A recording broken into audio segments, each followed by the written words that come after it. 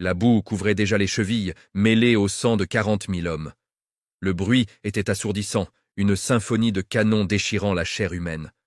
Napoléon criait des ordres, mais pour la première fois en 20 ans, personne n'obéissait. Il regardait l'impossible se produire sous ses yeux. La garde impériale, ces immortels qui n'avaient jamais perdu une bataille, tournaient le dos. Ils ne manœuvraient pas, ils fuyaient. « La garde recule !» Le cri déchira les lignes françaises, comme une peste invisible. « La garde recule !» 3 mots qui signèrent l'arrêt de mort d'un empire. La panique se propagea plus vite que la poudre. Des soldats vétérans jetèrent leurs armes au sol et piétinaient leurs propres officiers pour s'échapper. Des hommes qui avaient conquis l'Europe couraient maintenant comme des animaux terrorisés. L'empereur était paralysé sur son cheval blanc, une cible facile au milieu du chaos. À sa droite, des uniformes noirs surgissaient de la fumée comme des fantômes vengeurs. Les Prussiens étaient arrivés, et ce n'était pas pour négocier. Ils étaient revenus pour le massacre. L'encerclement se refermait, transformant le champ de bataille en un abattoir à ciel ouvert. Ses généraux tiraient les rênes de son cheval, le suppliant de partir. Il n'y avait plus de stratégie, plus de génie militaire. Il n'y avait que l'instinct animal de survie contre une force écrasante. S'il restait 1 minute de plus, il serait capturé et exposé dans une cage à Londres, ou découpé par les sabres de la cavalerie ennemie qui descendait la colline, assoiffée de sa tête. Napoléon regarda l'horizon et réalisa la terrible vérité. Le monde entier s'était uni pour l'écraser sur ce morceau de terre détrempé. Mais il ne savait pas encore que la défaite était le moindre de ses problèmes. Le véritable enfer ne faisait que commencer, parce que toutes les routes de secours avaient disparu de la carte. 6 mois plus tôt, ce cauchemar était impossible. Napoléon était le maître de l'Europe. Les rois s'inclinaient avant même qu'il n'entre dans la pièce. Il redessinait les cartes d'un simple trait de plume. Lorsqu'il s'échappa de son premier exil sur l'île d'Elbe, l'Europe entière trembla. Il débarqua au golfe Juan avec seulement 1000 hommes, une force dérisoire contre un continent armé. Le roi Louis XVIII, gros et lâche, envoya le 5e régiment d'infanterie pour le fusiller. Napoléon n'avait pas peur. Il marcha seul vers les baïonnettes. Il ouvrit son manteau au milieu de la route poussiéreuse et cria « S'il y a quelqu'un qui veut tuer son empereur, me voici !» Aucun coup de feu ne fut tiré. Les soldats reconnurent cet homme qui les avait menés à la gloire. Ils lâchèrent leurs mousquets, tombèrent à genoux et pleurèrent comme des enfants. En 19 jours, il était de retour sur le trône sans tirer un seul coup de feu. Ce fut le plus grand retour de l'histoire militaire. Paris explosa de joie.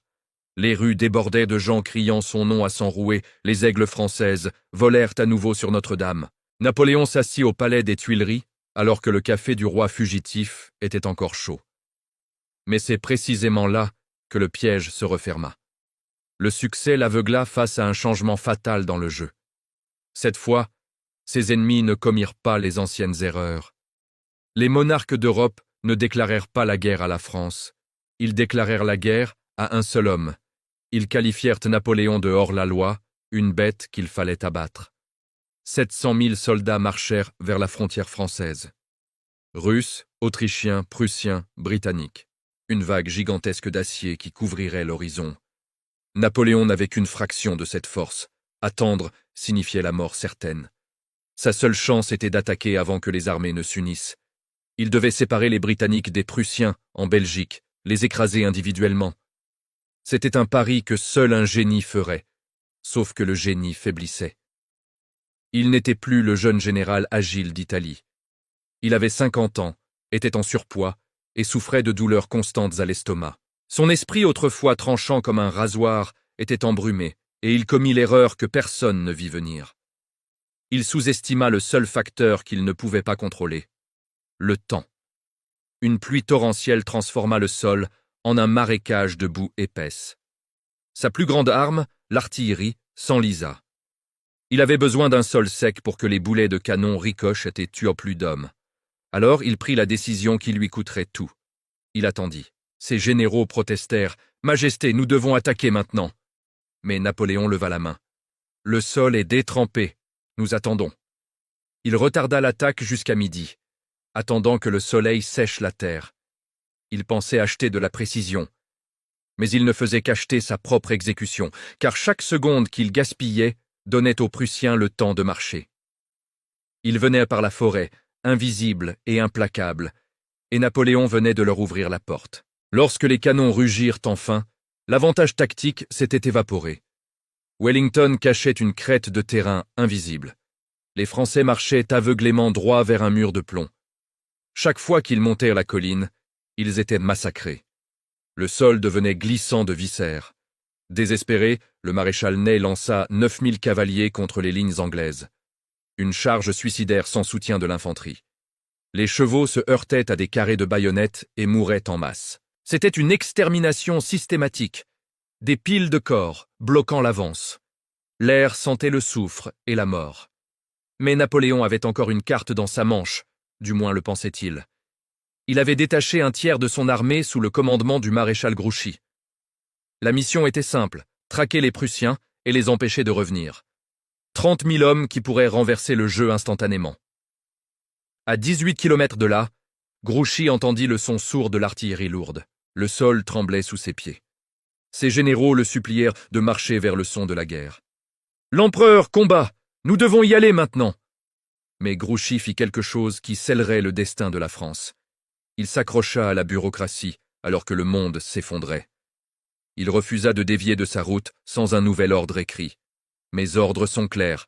Je poursuis les Prussiens. » Ses officiers devinrent pâles.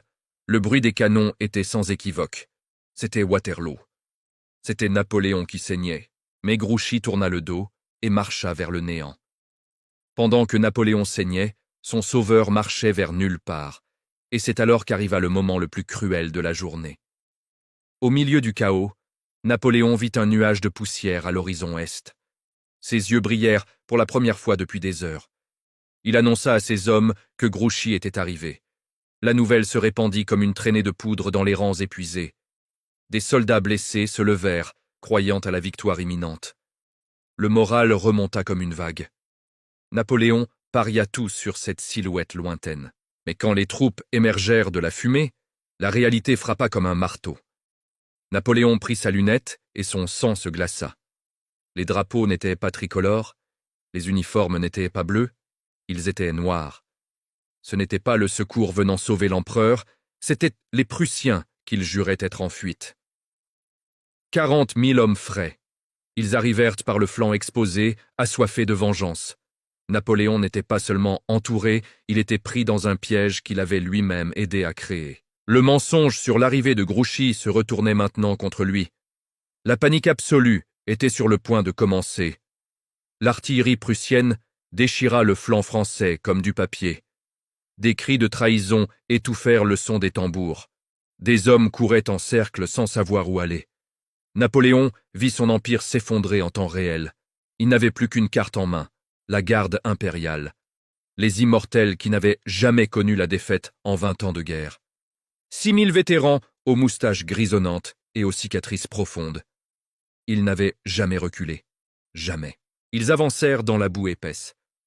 Le champ de bataille fit silence. Même les mourants levèrent la tête pour voir passer les géants. Le son des tambours était hypnotique. Si la garde rompait la ligne, les Anglais tomberaient. S'ils échouaient, la France serait morte. Ils marchèrent droit vers le centre de Wellington, terrifiant et imparable.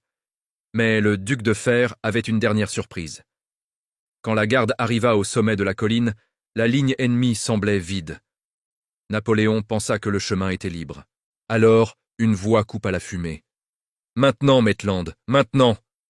1500 soldats britanniques se levèrent du milieu des blés hauts. Un mur de feu de mousquets frappa les Français à la poitrine à bout portant. Les premiers rangs de la garde s'évaporèrent dans une brume rouge. Des hommes qui avaient reconquis Moscou tombèrent comme des poupées de paille. Ils hésitèrent, ils s'arrêtèrent, et alors, l'impossible arriva.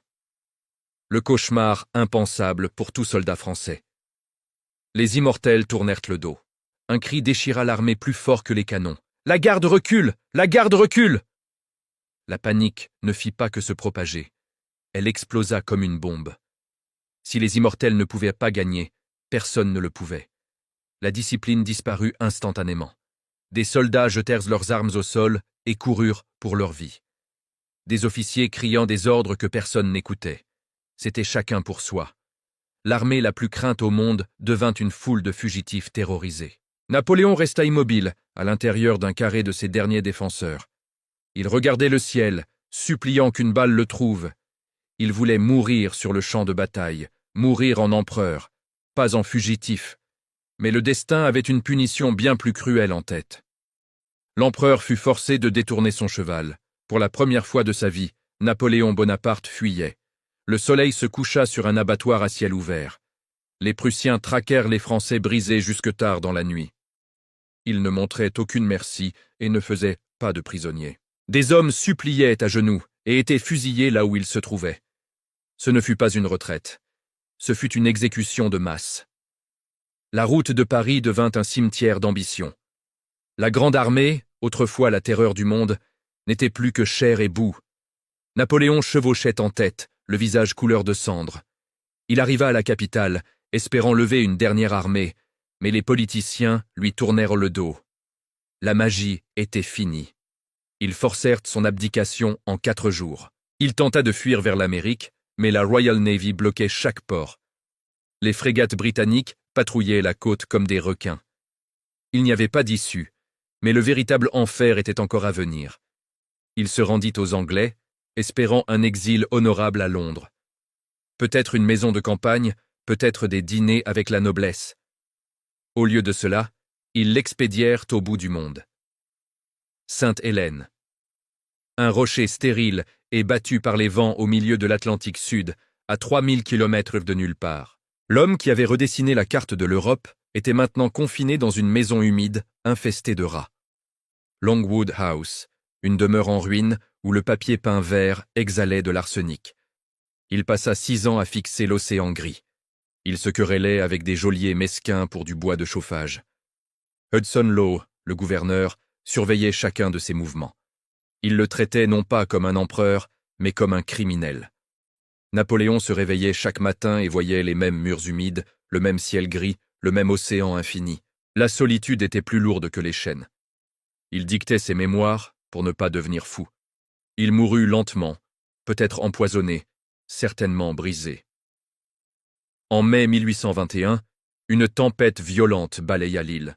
Il délirait sur son lit, commandant des armées fantômes, France, armée, Joséphine. Et puis, il s'arrêta de respirer.